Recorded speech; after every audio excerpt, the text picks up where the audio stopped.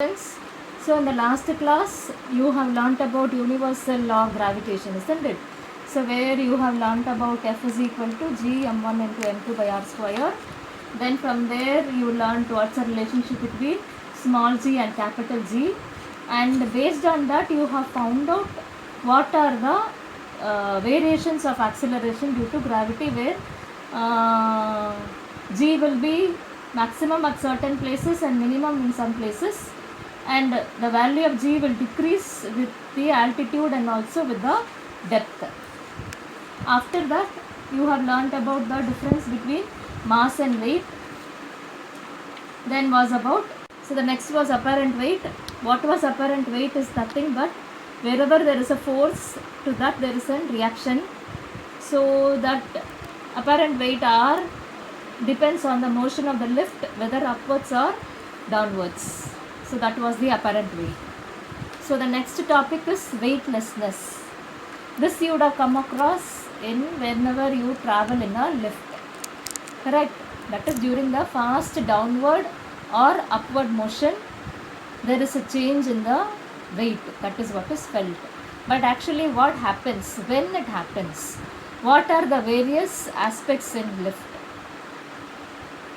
It happens that only when any object is going to undergo free fall experiences a weightlessness. That is what is free fall when you come downwards. Seems as if you have lost some weight. It seems, that is why we call it as apparent. Apparent word itself says it seems as if there is a change, but really there is no change. When you move, in what conditions you will come across this is when a downward with acceleration A, which is going to be equal to the acceleration due to gravity. So in which condition you will feel that weightlessness in a lift is when acceleration A of that person is going to be equal to the acceleration due to gravity. So let us now consider the lift movement. So first case is there where lift moves upwards. When you are going to travel upwards, what happens? The acceleration is A. So where R minus W, this W is nothing but the weight of that person, and this is going to give you the net weight, which is going to be equal to M into A.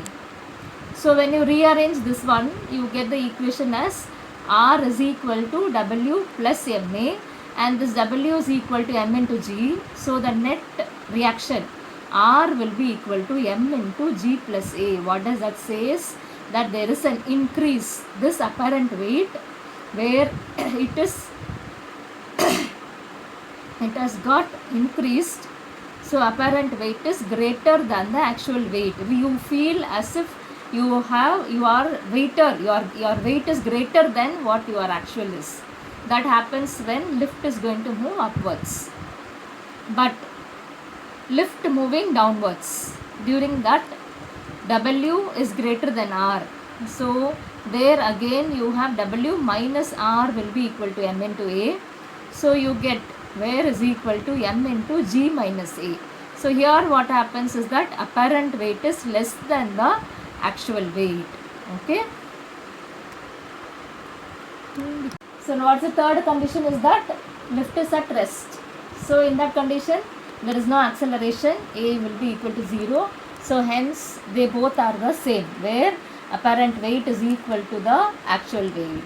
Okay, that is when you are standing there inside the lift. This is then lift falling freely when you are going to come down,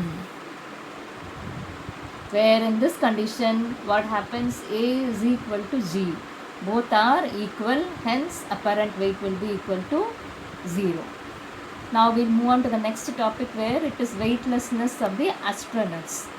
Astronauts you all would have seen in the TV, like as if they are flying, and you all would have had a misconception that they are flying because there is no gravitation, because of that they are floating.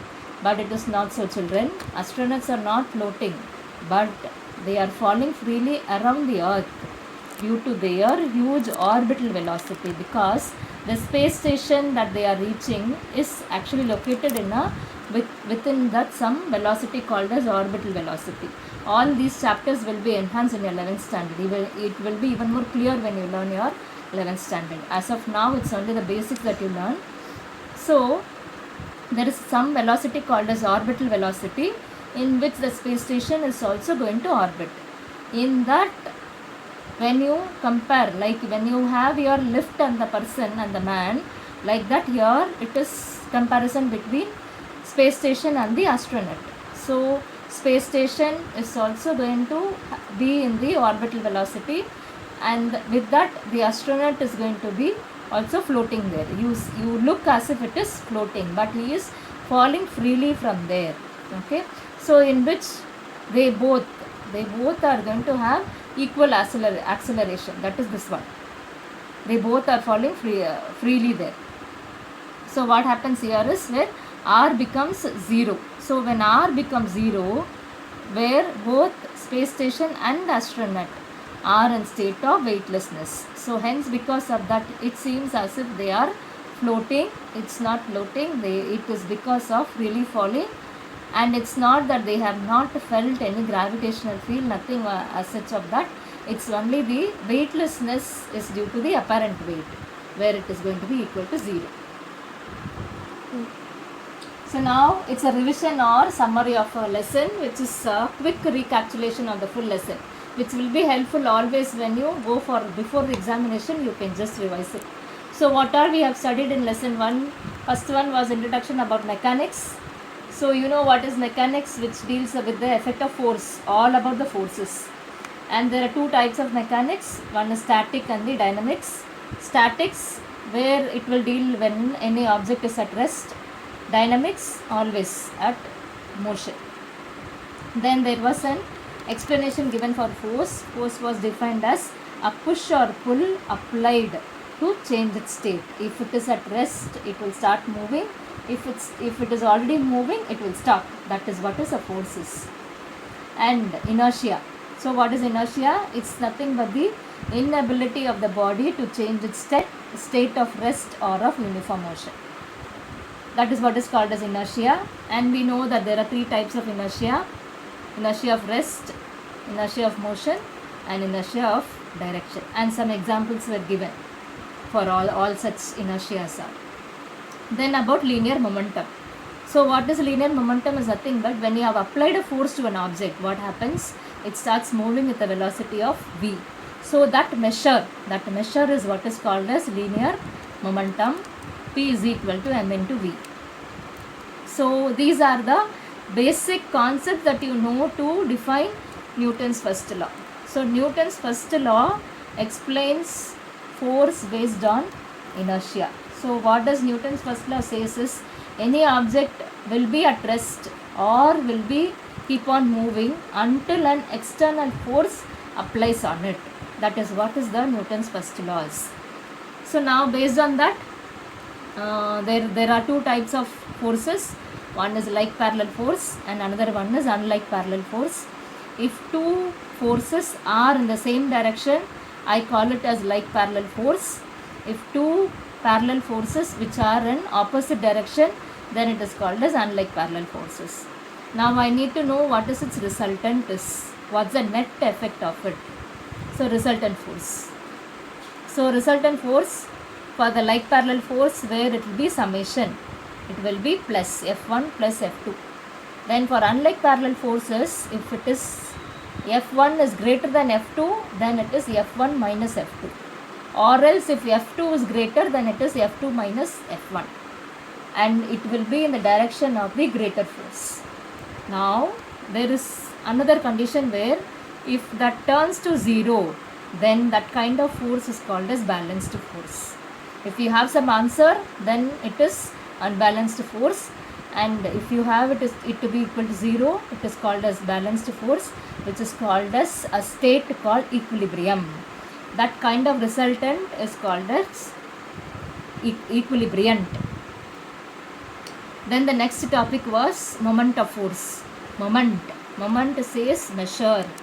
Moment of force, tau is equal to F into d. That is when you apply a force till what distance that it moves. Then couple. When did couple came into existence is that by applying any force if it has a rotating effect. If it can rotate anything, then there you will seem to be having an couple, because it will have two forces or two rotations. One will be clockwise and another one will be anti-clockwise. So it will be always two like parallel forces will constitute a couple. So this is again moment of couple is given to be F into S, but this S is perpendicular distance. So in couple you will have always clockwise moment will be taken as negative. The conventional sign, how do you consider some moment, how do you calculate some moment, is that clockwise moments are taken as negative and anti-clockwise moments are taken as positive. So moments, because of that you had principle of moments. Principle of moments is nothing but where at equilibrium. Principle of moments, what does this stated was at equilibrium. That is when force is equal to 0, there the sum of clockwise moment was equal to sum of anti-clockwise moment. Now Newton's second law of motion, which is called as law of force. So what does that explain was, force is directly proportional to rate of change of linear momentum. So this dp by dt is written as mv minus mu by t. So here m can be taken as common and this v minus u by t is equal to a. So it gave me, and when k is equal to 0, it gave me an equation f is equal to m into a, Newton. That is why as it gave you an equation, it is called as law of force. Next topic was about impulse. These all are basic information. Impulse is nothing but larger force acting for a shorter interval of time. J is equal to F into T, and I know F is equal to del P by T. So when I equate that here, when I substitute that here, it changes to J is equal to del P. That is change of momentum. Then was Newton's third law where it stated that for every action there is an equal and opposite reaction. So F2 will be equal to minus of F1. Then combination of second law and third law, that is applying second law and third law, principle of conservation of linear momentum was explained. What does this conservation says? That no changes. So when there is no change, that is conservation, no changes of linear momentum. When there is no external force applied. If no external force is applied, there is no change in linear momentum in a system. That is, momentum after collision will be equal to momentum before collision. So first law, second law and third law where forces were explained. Now the next topic was Newton's universal law of gravitation, where it stated this force of attraction between any two particle in the universe. It's not in the earth, it is in the universe, where it is directly proportional to the product of two masses and it is inversely proportional to the square of the distance between them.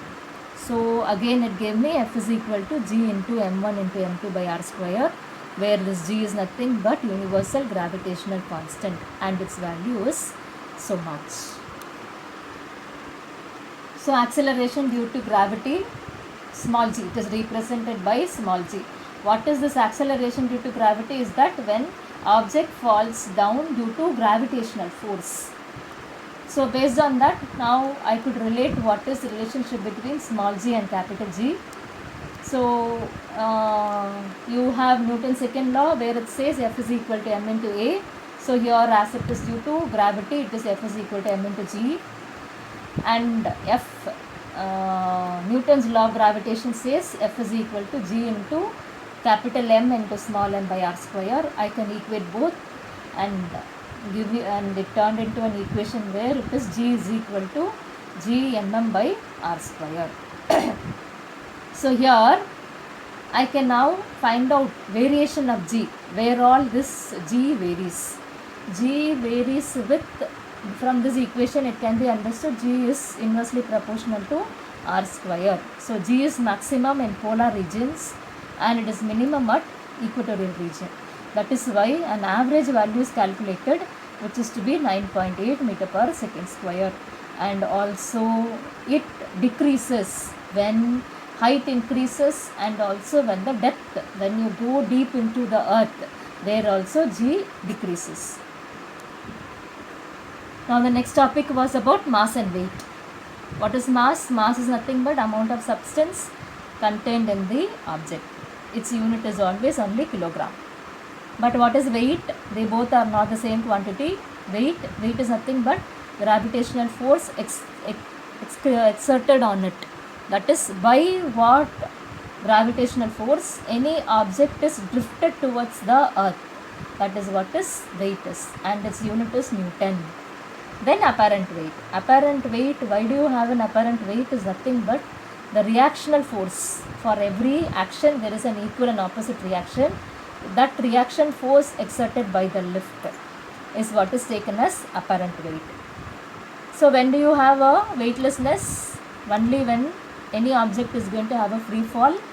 So in that condition, A will be equal to G, where apparent weight will be equal to 0. So that was explained using the lift moment, where first one was when the person was moving upwards. What happened? R was equal to m into G plus A. So where this apparent weight R was greater than the actual weight. When the lift was moving downwards, there you had R is equal to m into G minus A. So here this is minus, which will be lesser value then. So apparent weight is lesser than the actual weight. And if it is at rest, then both are equal. There is no change. But when it is going to fall freely, what happens? This condition, weightlessness, will take place, where it is going to be A is equal to G, where R will be equal to 0. So apparent weight is 0. Weightlessness can be found out. So astronauts, we have dealt now. Astronauts and the space station are in state of weightlessness. Because of that, you can see that astronauts are floating. They are not floating, it's due to the free falling.